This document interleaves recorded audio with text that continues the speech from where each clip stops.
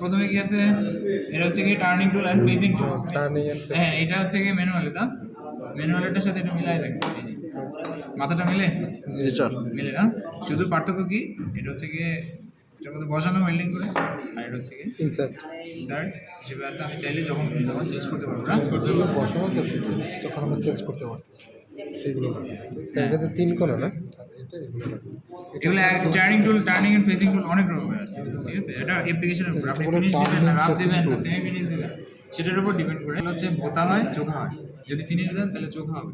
যেমন এটা ফিনিশ, এটা রাফ, এগুলো রাফ, এগুলো ফিনিশ, ফেসিং এর কাজে। আচ্ছা, এটা টার্নিং টুল বলতে পারেন।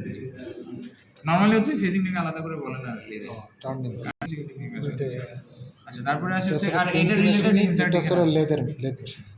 এটাও লেদার, এটাও লেদার, কিন্তু এটা হচ্ছে ম্যানুয়াল লেদার, এটা সেন্সির। সেন্সির এটা তো ম্যানুয়াল।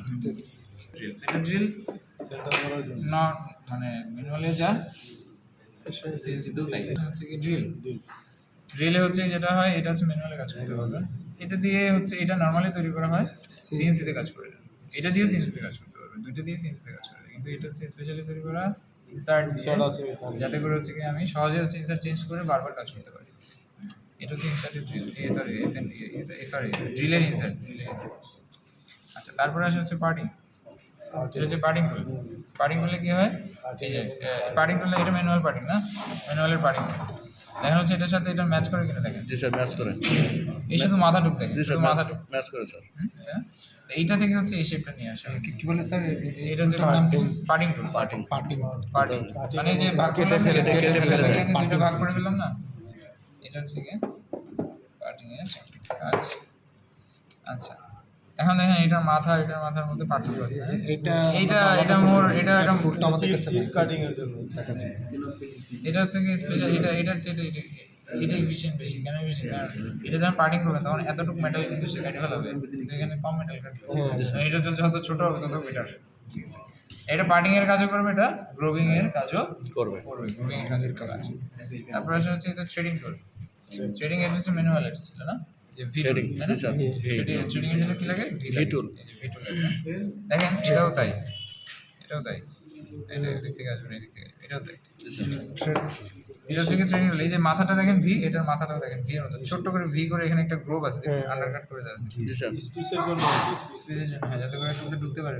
এই যে আমাদের এটা ভিতরে ঢুকে দেওয়া, হ্যাঁ, হচ্ছে কি এটা করে আছে।